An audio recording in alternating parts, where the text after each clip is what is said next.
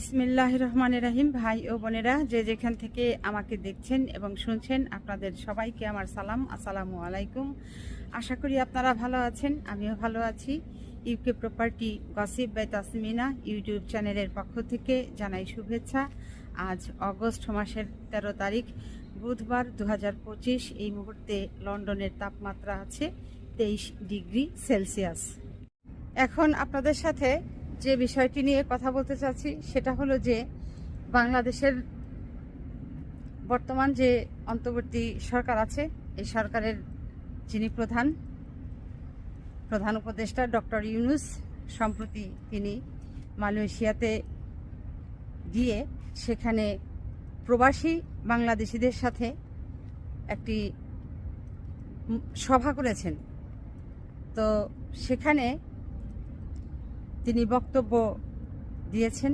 সেই বক্তব্যে তিনি প্রবাসী বাংলাদেশি যারা আছে মালয়েশিয়াতে তাদের প্রতি তিনি কৃতজ্ঞতা প্রকাশ করেছেন এবং এটিও বলেছেন ডক্টর ইউনূস যে ওই মালয়েশিয়ার যারা প্রবাসী বাংলাদেশি আছে মালয়েশিয়াতে, তারা মস্ত বড়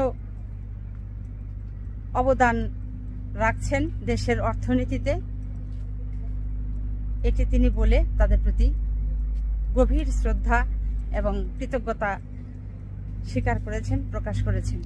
এবং এই যে প্রবাসী বাংলাদেশিরা মালয়েশিয়া থেকে প্রতিদিন, প্রতি সপ্তাহে, প্রতি মাসে, সারা বছর ভরে যে অর্থ প্রেরণ করছে বাংলাদেশে, তাতে বাংলাদেশের অর্থনীতির চাকা সচল হচ্ছে, দেশ তরতর করে সামনের দিকে শক্তিশালী হয়ে এগিয়ে যাচ্ছে। তো এই জন্য তো মালয়েশিয়ায় যারা প্রবাসী বাংলাদেশি আছে তাদের জন্য কিছু করা দরকার। সে লক্ষ্যে ডক্টর ইউনূস যেটি বলেছেন যে সকল প্রবাসী বাংলাদেশিরা যে যে দেশেই থাকুক না কেন, তারা যেন আগামী যে নির্বাচন হবে এই নির্বাচনে যেন তারা অংশগ্রহণ করতে পারে, ভোট দিতে পারে, সেই ব্যবস্থা তিনি করছেন। খবরটি শুনে আসলে এত ভালো লাগলো, খুব ভালো লাগলো। কয়েক সপ্তাহ আগে ভাই বোনেরা আপনারা দেখেছেন বিএনপির একজন নেত্রী, নাম হচ্ছে পাপিয়া, তিনি প্রবাসী বাংলাদেশিদের ভোটের বিষয়ে কিছু কথা বলেছিলেন যে প্রবাসীরা প্রবাসে আছে, সেখানে তারা কাজ করবে, বাংলাদেশে অর্থ পাঠাবে, টাকা পয়সা তারা প্রেরণ করবে, তারা তাদের পরিবারের সদস্যদের ভরণ পোষণ করবে, দায়িত্ব পালন করবে। এগুলো হচ্ছে প্রবাসীদের কাজ। এবং এই কথাটা বলবার পর সকল প্রবাসীরা যেভাবে কথা দিয়ে এই বিএনপি নেত্রী পাপিয়াকে সাইজ করেছে, এটি আপনারা সবাই মোটামুটি জানেন, শুনেছেন, দেখেছেন, পত্রপত্রিকাতে পড়েছেন সেটির রিয়াকশন কি হয়েছিল। কারণ পাপিয়া কথাটি সম্পূর্ণ মানে একটা বাজে কথা বলেছেন। এটি পাপিয়া যে দলের নেত্রী, বিএনপির নেত্রী, বিএনপির যিনি বর্তমানে ভারপ্রাপ্ত চেয়ারম্যান আছেন, তার নিজ দলের নেতা জনাব তারেক রহমান, তিনিও কিন্তু একজন প্রবাসী। তাহলে কি তিনি চান না জনাব তারেক রহমান সাহেব ভোট দিক, ভোট প্রদান করুক? এটি কি পাপিয়া চান না? যা হোক, পাপিয়ার আসলে প্রবাসী বাংলাদেশিদের কাছে এই কথাটা বলার জন্য দুঃখ প্রকাশ করা দরকার, তার সরি বলা দরকার ছিল।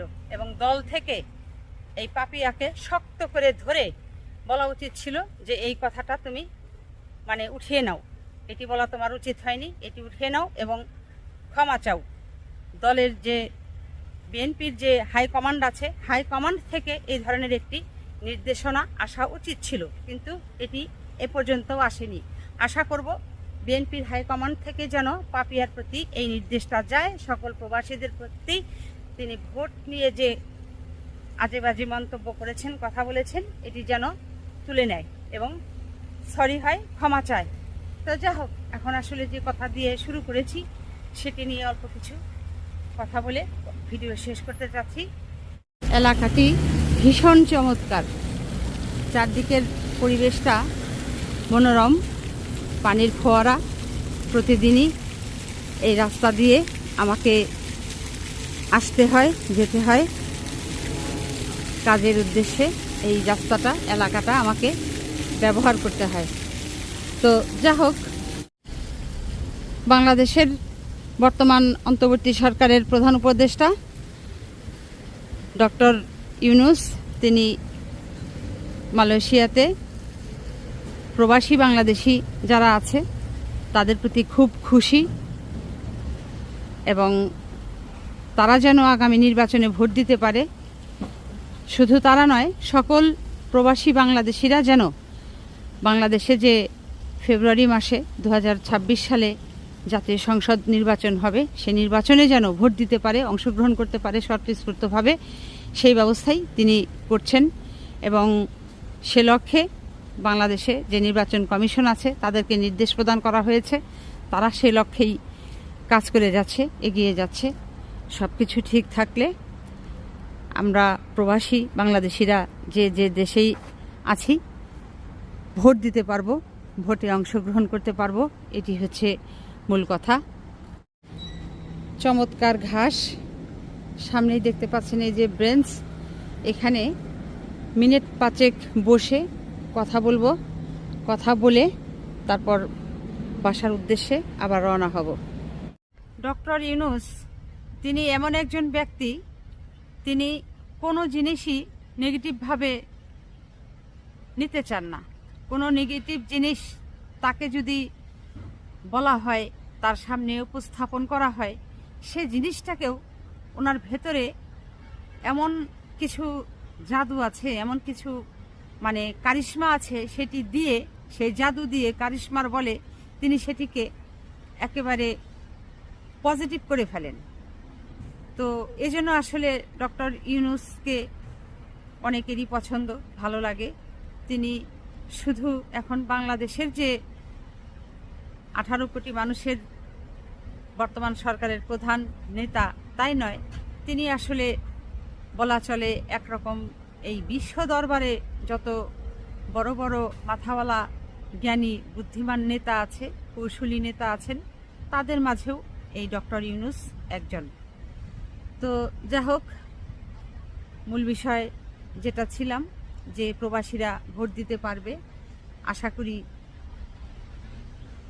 2026 সালের ফেব্রুয়ারি মাস সামনেই আছে, খুব শীঘ্রই হয়তো যে কয়টা মাস আছে দেখতে দেখতে কেটে যাবে, চলে যাবে। এবং বাংলাদেশিরা পৃথিবীর যে প্রান্তে, যে দেশে যারা আছেন, বসবাস করছেন, আপনাদের জন্য, সকলের জন্য একটা শুভ সংবাদ যে এবার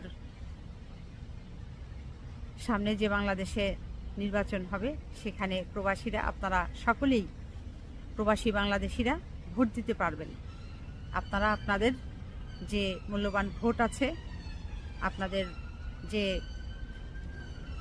পছন্দের ব্যক্তি আছে, আপনাদের প্রিয় যে রাজনৈতিক দল আছে, প্রিয় রাজনৈতিক দলের মনোনীত প্রিয় নেতাকে, ব্যক্তিকে আপনারা ভোট দিয়ে নির্বাচিত করবেন ইনশাল্লাহ।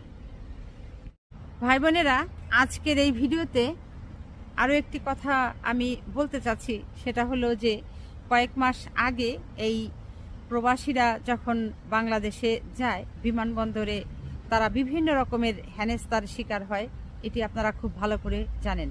এবং যারা এই হেনস্থার শিকার হয়েছেন, ভুক্তভোগী আছেন, তাদেরকে তো আর নতুন করে এই বিষয়টি বলতে হবে না।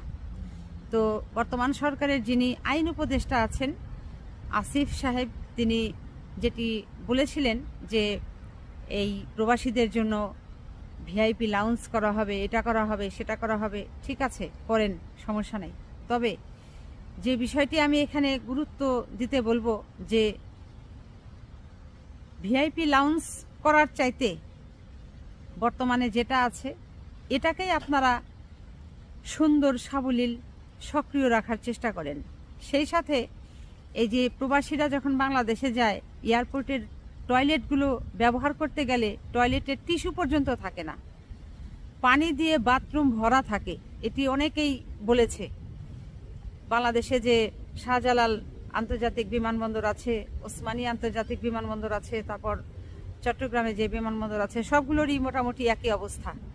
তো অন্তত এই ভিআইপি লাউঞ্জ করবেন ভালো কথা, কিন্তু এই টয়লেটের দিকেও দয়া করে একটু দৃষ্টি দিন, যে টয়লেট করবার পর প্রবাসীরা যেন টিস্যু ইউজ করতে পারে, ব্যবহার করতে পারে, তারপর পানি ব্যবহার করতে পারে, এবং টয়লেটের ফ্লোরটা যেন ড্রাই থাকে, শুকনা থাকে।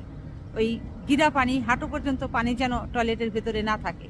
তারপর কমোড ফ্লাশ করবার পর যেন ওই পানিটা চলে যায় প্রপার ওয়েতে। এগুলো দেখভাল করবার জন্য প্লিজ লোক নিয়োগ করেন, ওই জায়গাটা আপনারা দৃষ্টি দিন। তো আজ এখানেই শেষ করব। সবাই ভালো থাকবেন, সুস্থ থাকবেন এবং আমার জন্য দোয়া করবেন। আমার এই চ্যানেলটিতে লাইক, কমেন্ট, শেয়ার এবং সাবস্ক্রাইব করবেন। আসসালামু আলাইকুম, আল্লাহ হাফেজ।